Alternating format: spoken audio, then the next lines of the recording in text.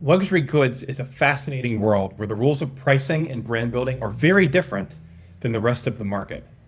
Now, have you ever wondered what makes a bottle of wine worth as much as a car?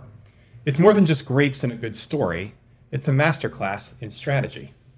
In this episode of Pricing Moments, I explore the intricacies of the high end wine market with industry vet Doug Kahn, head of sales at Thatcher's Wine. In our conversation, we deconstruct the anatomy of a five-figure bottle, exploring the scarcity playbook and how tightly controlled access builds pricing power, how consensus is built in a subjective market, and the critical role of brand stewardship. So this isn't just a conversation about wine, it's a deep dive into the mechanics of luxury.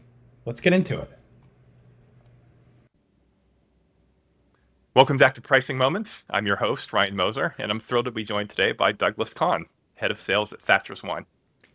So Doug, to start us off, and for our listeners who might not be familiar with you, could you please introduce yourself and tell us a bit about what you do? Yeah, thanks Ryan for having me. Super excited to be here. So yeah, my name is Doug Kahn. I'm the head of sales for Thatcher's Wine. We're an online retail company selling high-end fine wine. We started off actually being a fine wine curator for a lot of sellers and collections and kind of blossomed into this, all-encompassing entity of fine wines. So we kind of do it all. Not only do we do online retail and seller management, but we also have, an import portfolio where we manage about 35 to 40 producers from Europe. And it's super exciting. A bit about me too. I was born in New York, raised in Philadelphia. I was always in restaurants for my entire life. Went to school at Temple University and then fell in love with cooking. And that kind of just blossomed. I was cooking in a lot of great restaurants in Philadelphia, then knew it was too stressful for me and decided to go front of house. Took a little short day trip to New York and had drinks at 11 Madison Park, and it kind of just started from there in 2012. And, I learned from the best and fell in love with wine, and I could keep going. I mean, Yeah. moved back to Philly, moved to Chicago, and then on a trip in 2015, met my now wife, who was living in Napa, and decided to make the plunge and moved to Napa in 2017 and started in fine wine sales in 2018. It's been great ever since. That's awesome. And that's the exact sort of experience. It's the exact reason I wanted to have you on the show. Thanks. So, to start, could you give your listeners a little peek behind the curtain? So, as head of sales for a major fine wine distributor, what does your role look like, in the world of like very high end wines day to day? The first word that comes to mind is variable. I Oh, wish it was like I wake up and I have everything scheduled. The only thing that is scheduled is probably my kids waking me up and drinking coffee. Those are the first two yes. things that happens in my day. And outside of that, it could be anything. Sales is a never ending beast. And, in my position, I'm kind of running my own sales department. I have clients and I also have, people who are also, I don't want to say I'm responsible for, but part of my team. I have to make sure that they're set up for success. But like every day, the goal is to sell wine. Make sure I'm driving sales. And if new wine is coming in, I have to make sure that clients who would like those wines, make sure that they see those wines, but also, make sure that the team's set up for success. So if they have any issues, I'm making sure that I'm communicating with them. There's a lot of, outside of sales, there's a lot of things that could happen. Or there's a lot of things that do happen, whether it's shipping or logistics or customer service. And there are always occasions that that can go awry, and I have to make sure that not only is there a plan of action, but my team's set up for success. But in short, sell wine. I Sell know wine. it's a lot. Sales drives the company. Sales are important. Sales are what moves the needle, and I do usually at the beginning of the week, I'll make like a mock schedule for myself of things that I think would be interesting to offer, but also like, wine never sleeps, and the world never sleeps, so you're constantly being offered things from mostly Europe, and so that could change your schedule drastically. I would say though comfortably waking up with my Yeah. kids coffee and selling wine. That's those are the guarantees. And then on the selling side, you're constantly getting these offers from Europe. Is there a lot of, are you doing, I don't want to say customer research, but the customer research, or just like how are you applying your judgment in understanding if these offers are, good or great or maybe not so great? Yeah, it's a great question. I think like being a wine professional, you have to have a lot of sensory memory. So when you're in sales and you're working with people, your clients, you have some sort of collection in your brain of what they like. And I think that's always going to stick with you, especially if it drives your day-to-day job. When you're in this business for a long time and you're getting 100 offers a day, you kind of know what you're looking for.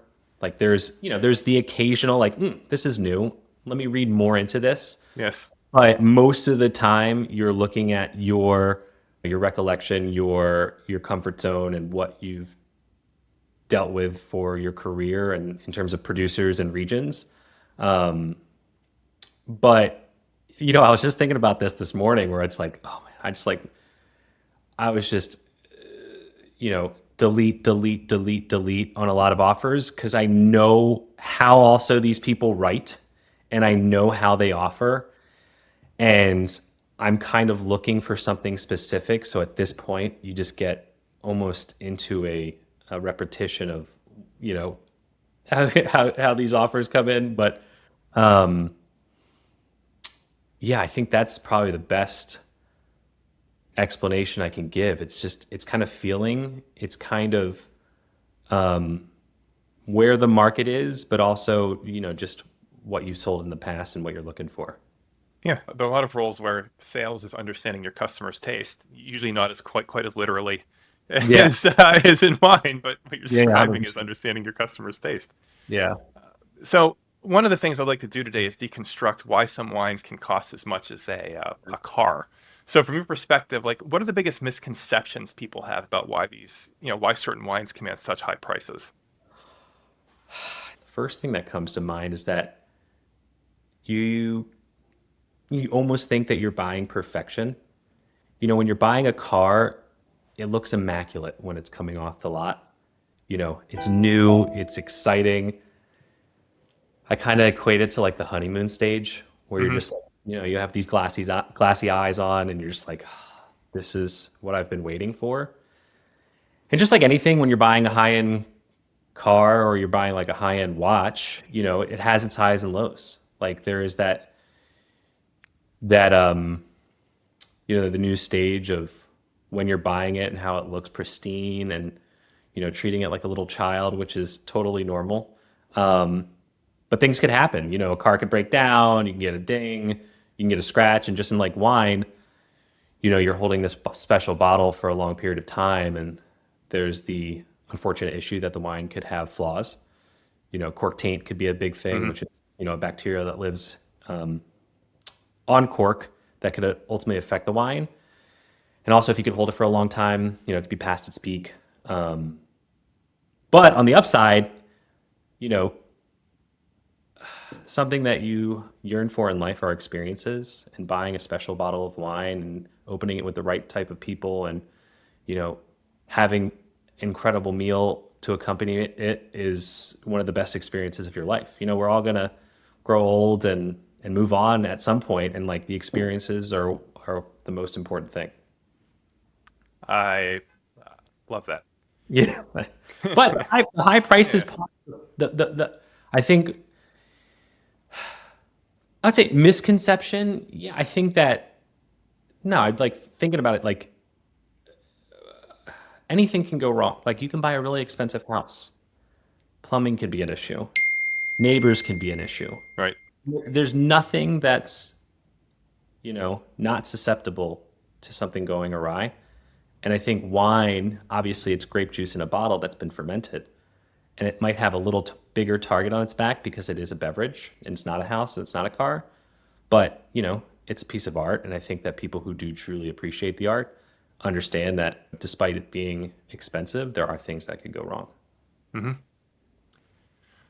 All right, let's start with the big picture. One of the topics I'm fascinated by is scarcity and tightly controlled access as a driver of value, and that's in luxury goods generally, and certainly true in wine. How critical is that playbook in creating pricing power in a cult wine? It's very critical. At Thatcher's Wine, which we're quite unique because not only do we have selling to private clients, but we sell to restaurants and retailers, which outside of California, it's almost impossible. The laws make it very challenging to do so. It's one of the most important parts of our job. And I know it sounds poetic, but it's very important for the success of the brand. You know, private clients, it's a bit more streamlined because it's just a direct path. Most of the time, you sell wine to private clients, you have the expectation and the trust that they're going to consume the wine. And there's really nothing else outside of that. Wholesale, there's a lot more moving parts. So, the business of selling to restaurants and retailers, it is crucial that someone who's selling, let's say high-end fine wine, it's really important to control as much as you can because that's ultimately going to drive your success. I talk about this all the time to my team. It's like, where would the winemaker want to see their wines? Obviously in our game, the Michelin guide is extremely important, but it doesn't really stop there. There are so many restaurants who, whether they have a very successful wine program, they have incredible food and they have great names or people behind the scenes. And that's really important for us as well. And that takes a lot more time to find because Michelin, you have you're given this little silver platter of here is a list and here is, that have been tried and true. But, not only do we look for that, we look for, great food and great people. People are really what makes the market succeed, especially in fine wine, because they are going to be the deciding factor of, what the guest in the restaurant or even in the wine shop are going to be given. And so that, it's really tough because we're very small in, let's say, in wholesale and distribution. So it's a lot easier for us to control where wines go. But when you get to a certain scale, it's a lot harder. Yeah. And listen, everybody has a direction, but for us personally, we've seen a lot of success of going to great people, great sommeliers, great wine professionals, being honest with them, and showing something that's excellent. And that is maybe an equation for success, maybe a playbook that I think most know. But we think that's important. We also deal with producers that are very small in production. So it is a lot easier for us when you're dealing with hundreds of bottles rather than hundreds of cases. There are less hands to feed. But we talk once a week with the team to look at what we've sold, where we've sold, and who we want to sell to. And it's a constant conversation. You never have to rest on your laurels. It never stops because you hit the account. You always have to look to improve, but you also don't want to forget about your dedicated clients. But, we are always looking to see who's doing cool things because, we're representing great products and we're selling incredible bottles of wine, but we're also trying to collaborate with incredible restaurants and people who are also doing incredible things. And when you have that kind of harmony, it works to your favor. All right, so I think we've started to get into one of the questions I wanted to dig a little more deeply into. But when you have a certain number of bottles, can you walk through the mechanics of, let's say you've got a couple cases of a legendary Napa Cab, had that process of deciding which of your top clients gets the opportunity? Yeah. It's an uncomfortable conversation to have, but I'd imagine. No, yeah, well, not necessarily to your client, but just in general, it's we're a business and spend is a key factor. Like at the end of the day, as I mentioned, probably the first thing, sales is a driving force. So, you know, an uncomfortable reality, which everybody knows when you're selling wine and you get your allocated, if you're a retail shop and you get your one case of Costerie, you're like, who do I sell this to? You usually go to the people who support you the most. Yeah. And that's usually for private clients a major factor. I love to be, there are definitely exceptions of people who I think maybe I have a close relationship with, who I know that they would be ecstatic to have this bottle of wine or case of wine. Usually it's bottles because we're dealing with Yeah. small Small volumes. yeah, small volume Small volumes. in our company. But um, for wholesale, yeah, I mean, I think as I mentioned, it's like, we're just shepherds of this art. We're shepherds of people making wine or handling challenging factors to create a bottle of wine, not only to make it and also ship it across the country. Like, where would that producer want to see these wines? They definitely don't want to see them in, soulless, no name business entities. They want to see it with people who actually love wine. That, it's like where I Yeah, understand. and it's just in yeah, it's interesting what you're describing because when I was asking about allocation, I was asking about whom you allocate to, but I wasn't thinking as much about who is the winemaker allocating to. And based on what you're saying, it's who's going to be a good steward of my brand is Exactly. I feel like what you're saying. So like all these things about like who gets it and where's that wine visible is Yep. effectively a brand stewardship question. Yeah, sommeliers is technically you're a wine steward, and I think that the technical definition as a sommelier is like you're only in a restaurant, but as time has evolved, I think the definition should evolve, and we are making very conscious decisions and efforts to ensure the growth and success of these winemakers. And it takes a lot of humility and humbleness to make sure that like you're doing the right thing, because it's so easier to sell to um people chomping always at people chomping at the bit for the new hot thing. They have an army, they have a team, and they're always looking for what's new. They've got a But family office. They've got a family office trying to it's like, buy wine from you.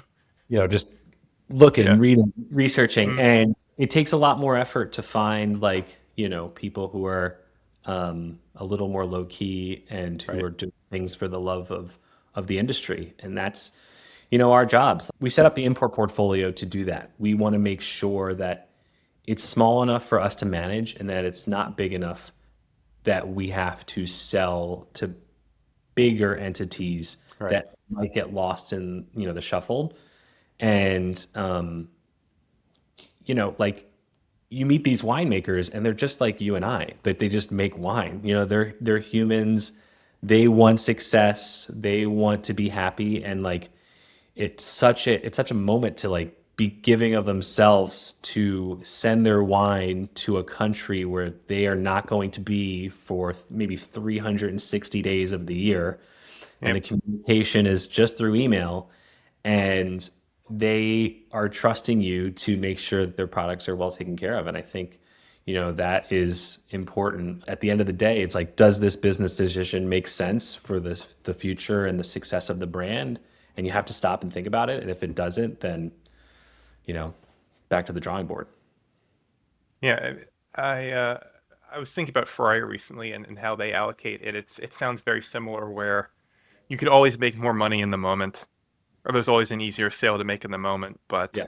But yeah, but if you're trying to build the brand for the long term, there's going to be a lot of effectively like saying no Yeah. to Yeah. I mean, we, you know, in the hospitality realm, I don't want to say in like the top 1% realm, but like when you dedicate yourself to hospitality, we try not to use the word no. It's such a hard stop, and hmm there's really no success after it. I get emails all the time, every day actually, where I know I could say no, but it's like, what is my opportunity for them to say yes? And even though no is easy, it's two letters, usually stops what someone is trying to ask you. And I guess if it's a troubling question, it makes it easier for you. But in sales, your job is to take a no into a yes. It's like, okay, well, someone asks for a case of wine that's been allocated 6 months ago. We don't have any left. And when I mean we don't have any left, I mean You we don't have any left. We maybe don't have have like any left. 4 bottles that we're like saving for an occasion, an event of some sort, but it's usually just to have a small security blanket. But I try to dissect, because it's usually an email. I try to dissect the email. I'm like, okay, what are they looking for? And how do I articulate myself to continue the relationship or continue the conversation to build a relationship? Because at the end of the day, the wine's all about relationships. And I think that you are trying to solve an in-person conversation on an email, and that takes a lot of artful language. And I never want to leave a conversation finished without some sort of either sale or continued conversation. Whether it's Yep. like, let's grab like coffee or dinner, or let me start sending you new producers that I'm just interested by, and maybe we'll connect at some point. Or if you get a lucky occasion where it's like, oh, we don't have this, but we do have alternatives that I think that are incredible, that people are just not, I don't want to say less desired, but I think people just don't know about them just yet. And if it's a success with them and they open the bottle of wine and they love it, it's like, how good does that make you look in the future for relationship building? Yeah, I imagine it makes you look. Imagine it makes you look. Imagine it makes you look fantastic. Yeah, really good. Yeah, for sure. That's Um, yeah, I hate saying no. There are things I probably say a hard no on, which is like shipping to Canada is really tough for us, or shipping to certain countries. I'm like, I'd imagine. yeah, but if it's something that I can control, I'll rarely say no. So something I think would be interesting to do is deconstruct a 5,000 bottle or 10,000 bottle. Name a number. So, like, what are some of the most expensive? Just before we even get into this, like, what are some of the more Yeah. expensive bottles of wine that you have, that you sell? Sold or sold? I would say 5 figures. Okay. 5 figures. Yeah, 5 figures. Have I hit the 6 figure mark? I don't think so. It's a very interesting realm to be in, but yeah, I would say, let's say 5 figures. Let's say 5 figures. Okay. Well, that's pretty broad range and pretty Take squarely your in, imagination where you want to be, because yeah, pretty squarely in car pricing territory. yeah. If so, if let's say you're justifying a $20,000 bottle of wine to a buyer, or they're justifying it to themselves. Mhm. Like, what are the building blocks that go into having a bottle of wine that costs 20, 30, 40 grand? I would start off by saying, and this is just to you and I don't decide the value. The value is kind of decided by a multitude of factors. I mean, we do, even though the wine industry can be very whimsical and it seems like we're just a bunch of partiers that sell fermented grape juice, there is market data. So, we have auction houses, and, when you have auction houses, you kind of have a very fair shake of what wine will sell at, because it's not just a one time, like, Right. you could alter the market by just like, I have a bunch of this wine, it's selling at 400, but this auction's coming up and I'm going to hammer it, or I'm going to have, some sort of scheme to make it hammer at 3,000 or 4,000. So my wine goes up. But it doesn't work like that, because the market is so much stronger than the individual.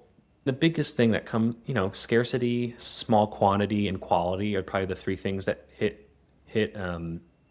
probably answer your questions. Those are the building blocks. Yeah. People like rarity. There are instances where there is a lot of wine and the wines are still expensive. Like, I think, DRC for short, or Domaine de la Romani Conti, is a very famous Burgundy producer that have been making wine for over 100 years. I mean, the land is hollowed ground. It's one of the most iconic brands in our world, and they don't make a shy amount of wine. Like, Yeah.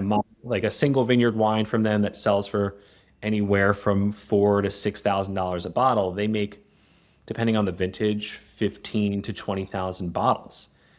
And that's just one of the wines that they make. So, but they do such an incredible job because the quality is so high and it goes to the right hands that the wine is always in high demand. But, there are also wines that I see on the back label where it's like 280 bottles were made, and they're incredible bottles of wine. The market ultimately makes the final call, and I think that, you know, um, we have the data to kind of see what the collective is willing to spend, and I think that's a great thing. I think that, I see, like I don't sell domestic wine, and I think there is incredible wine being made in California, but sometimes I think there a lot of there's a lot of novice behavior to think that their decisions are more impactful than the greater market, and I think that you have to understand that and really embrace it because that is going to be your success. You know, we see, our wines that we, let's say, going down to, let's say, a $40 bottle of wine, we will show, we buy it from the winemaker, we have a standard markup, we sell it to private clients or wholesale accounts. And then after that, with where and how we sell it, the market will show what price people are willing to pay for it based on all of the factors that I mentioned before. Scarcity and quality are massive. And it's really fascinating to see this because I'm like, man, I sold this for very small, like very small percentage of what it's actually selling for. And that's your ultimate, gold star of approval that you're doing a great job because the market is saying, whoa, these wines are worth way more. You're giving the people who you sell it directly to a huge value, and it's ultimately going to make your relationship that much stronger. I would, yeah, I'm curious if you've seen, I'd imagine that values would shift. So if you have a relatively unknown brand, right, there has to be some period of time of people realizing this is a quality brand, and then, that drives up the demand, Oh, a million even if percent. even if supply is limited. Yeah, it takes years. I mean, think about it. Your vintage, your harvest happens, let's say in 2025, depending on how long your élevage, your aging process is. It can be anywhere. For fine wine, it's at least a year. It's Right. rare for it to be less. There's definitely outliers, and there's definitely people who do age it less. But I would say, for white wines, but usually for the high end, the upper echelon of white wines, they're aged for longer than a year. And then once it's done aging, you have it to kind of settle into a bottle for a certain period of time. And at that point, depending on how good you are at communication with I'm just going to think for the export market, how quick you can get, a shipment set up at the winery to get it to a port. And then that port takes weeks to get it to another port. And then it comes into your inventory. And then you have to schedule, depending on the wine, you can either offer it right away and you pre-sell it. But if it's new wine to the market and you want to get genuine opinion from your trusted wholesale accounts and even private clients, you have to bring it to them and taste it. And then they have their opinion. And that process happens all the time. It never stops. As I don't actually wish, but you'd think that Europe just has this one cycle of wine coming to America that it sells. No, it's a constant cycle. And so it's exciting because it's never gets stagnant, but you're always looking to see what the market says about products because, it's kind of I want to say it's not talked about, but your job once again is to be stewards of these brands and to see what the market thinks, and they're going to be the ultimate deciding factor. All right. So how much does a 100-point score from a major critic carry in 2025? That's a great question. It really depends what part of the industry you're in. For me, I really only look at, and I hope this doesn't ruffle feathers, but I really only look at William Kelly. I think William is the editor-in-chief of The Wine Advocate, which used to be Robert Parker. He is a very young chap. He's in his 30s, which is very rare for a wine critic. It's usually more seasoned adults. But he is so brilliant with the way he looks at wine, the way he talks about wine. I think, wine is all about culture and it's all about movement. And I think that the way he positions not only the classics and the icons, but with new producers and who he's excited about, it really is impactful. And to see that and the communication, especially in today's days where you have Instagram and all of these social media platforms, he still cuts through. Like he does like these, I don't think he calls them officially fireside chats, but he'll literally have, he sits in front of his fireplace and talks about any topic, usually something very focused, and it's so impactful. And I think that those types of things are extremely important to move the needle, especially in 2025 when there's so many different media outlets. But then you look at I can go into any wine retailer and I see 100 points and I zoom in and I'm like, I don't know those initials. Yeah. Not buy and sell wine for a living. Yeah, which is trust, which all goes back to this topic of trust that you brought up. Yeah, doesn't Miller Lite have gold stickers on their their cans? I don't drink Miller Lite. It is the champagne of beers, right? Yeah, the champagne. Yeah, but I try to go with the person. You have to do your research, and I know that's a challenge, especially when you're just trying to buy a simple bottle of wine. But I think the way William handles the industry, the way he talks to producers, the way he carries himself, I think is extremely impactful. But we need. I think I mentioned it prior. The trust is a huge factor. If they are not gaining your trust, it's going to be really hard to convince them that this bottle of wine's 99 points, this bottle of wine's 100 points, this bottle of wine's 92 points. Mm-hmm. So yeah. Yeah, and you already touched on this talking about the fireside chats, but beyond a score, how much does the story matter? Because you've got old vineyards that have been crushing it for a century. You've got brand new ones coming to the fore. More. It matters. I think to answer your question shortly, it does matter. Farming is the most important thing. How you paint, it's really hard to paint a picture of how you farm. There are a lot of keywords that drive sales points: regenerative, biodynamic, organic, wholesome, caring. A little less objective, more subjective, but yes, a little more subjective. Yeah, but at the end of the day, the bottle of wine is what's going to be the most important thing. I don't mean this to say that wine is homogenous, but there are plenty of stories that tend to sound the same. Family lineage, biodynamic farming, we're stewards of the land. We have to make sure that everything in the vineyard is the most important thing. And the story is important, but what is in the bottle is probably more important. More important than the story. Yeah, for sure. And then how is consensus on value actually built? So, you've got top somms, you've got auction houses. Yeah. How does that shared belief come together around what a wine is actually worth? We sit down in a little room and we talk for days on end. No. For days on end. Yeah. No, I mean, the market, as I mentioned before, is a key deciding factor. Right. You really see who's willing to spend on certain products, what sells, how quickly it sells, why it's selling. There's people who drink great wines all the time, and they, people who love to collect wine, they will look for those, translations of their experiences, and that will guide them to make decisions on their own.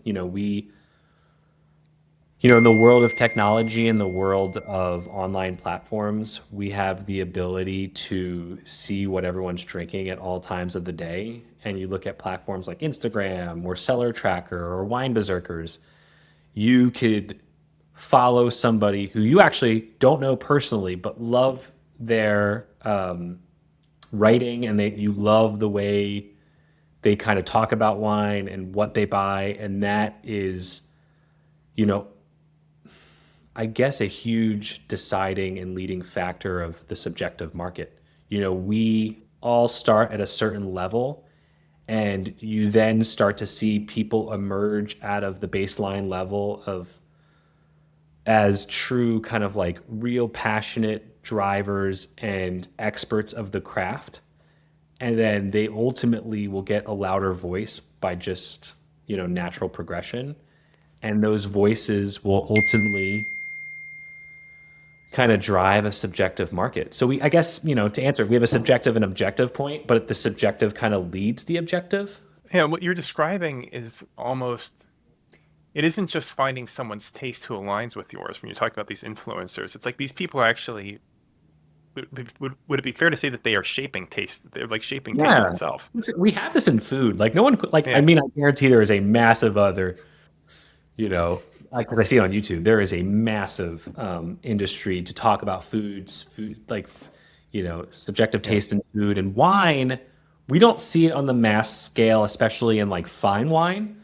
There's people who I love who do food videos on Instagram and YouTube because I think they do such a great job at speaking about true artistry in our industry of love. We love food, we love wine, and I think for the food aspect, they do such a great job because they kind of communicate really effectively. They talk about it passionately, and like just like anything in life, there's a language, and when they kind of harness that language and master it, you can kind of feel like, okay, they've got it. Fine wine, though, it's not as dominant because wine is such a niche product, and I think that Yeah. people who love fine wine and they love sharing it with friends and collecting it, they like to keep, I don't want to say a low profile, but they want to keep, the best for themselves and the people who they hang out with. And when it gets to like, videos who have been shared millions of times, it can kind of make it really hard to get these wines as they're already in small production. If you've got the 300 bottles and 1 million views, that's not Yeah, you're like, the math does not math there, right? Yeah, we can't make more wine. Like that Right. wine is done. Once it's in the bottle, it's not beer.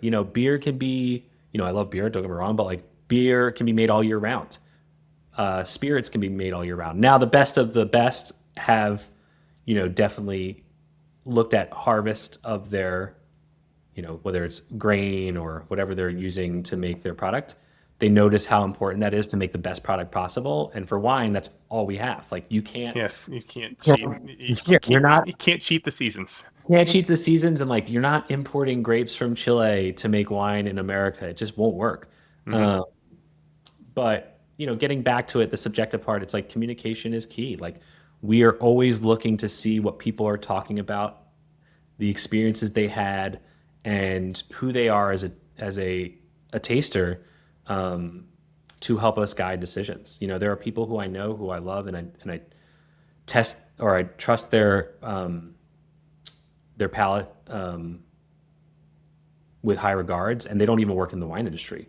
It is like because sommeliers are extremely important to our industry, but people who also spend wine or spend money on wine out of their own pocket have so much more skin in the game. Yeah. You can't hide behind that. Like, Right. where's your money? Here's your product. There's nothing in between. And so they're going to be a lot more, whether this is controversial or not, they're going to be probably, I guess in the fine wine ether, they're going to be a little more meticulous with how they spend their money, because they are only given a certain amount for most people, and they're going to do as much research as possible. And those people, though, are huge deciding factors for me because not only do they see things in a different light, but they're constantly opening wine under their own accord and not for others. All right. So let's try to wrap this up with a few business lessons. So like what Okay. yeah, because I'd like to expand it beyond wine. So, what are the key lessons marketers and revenue leaders can take away from the luxury wine world about using scarcity and exclusivity to build their brands? Patience. I think patience is key. There are producers that have been making wine for hundreds of years. There's producers that have been making wine for 2 years. They all can be in the same space. But at the end of the day, what's really going to drive success is to see how it operates and how it looks and how it's perceived in the market, and you can't force that. It is going to be painstaking at points because you want to sell wine. You've bought wine. Us specifically, we bought these wines over a year in advance, and like we would love to see a little ROI initially, but do we want to sell it right away, or can we find opportunities that will make it even more successful and help the brand even more, but it takes a little more time? I think that, we are, as I mentioned, are just stewards and shepherds of these products, but like you really have to look at how your products are perceived, how you carry yourself as a salesperson. Where do you position yourself as, someone who loves this industry? I think it's really important that if you're selling, let's say, high-end cars, high-end watches, high-end anything, you are a true appreciator. You love the game because people are going to see past that. Like I always stress the importance to like my sales team that, if you want to sell a $2,000 bottle of wine, do you put yourself into that category that people trust you to buy from, that you are capable of handling that conversation and selling a $2,000 bottle of wine? Because they want to trust that you truly love it. Like this is, it's massively important.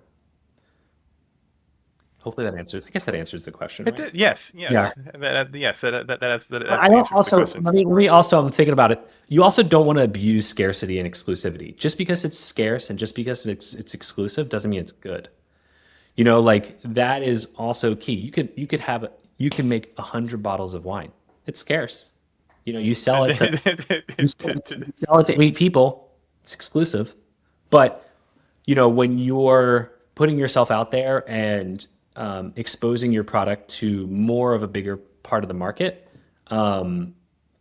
you really have to be, you have to really trust your product and you have to trust the people who are representing it. That's huge. Well, Doug, that's all the questions that I had. Yeah, that's all the questions I had for this. But yeah, this is a fantastic conversation, Doug. Thank you so much for joining. I hope we continue it, and there's so much more to talk about in wine. But I appreciate your time. All right, thanks a lot. Talk soon. A huge thank you to Doug Kahn for that incredible look behind the curtain of the luxury wine world. My biggest takeaway is that in the world of luxury, value is meticulously constructed. It's a delicate balance of scarcity, quality, and long-term brand stewardship that rewards patience. The key lesson for any business leader is that a premium price is built on more than just a great product. It's built on the story you tell, the access you control, and the deep trust that you build with your market. I encourage you to check out Thatcher's wine, and you can find a link in the show notes. If you found this conversation valuable, please like and subscribe for more deep dives into pricing and strategy. I'm Ryan Moser, and this has been Pricing Moments.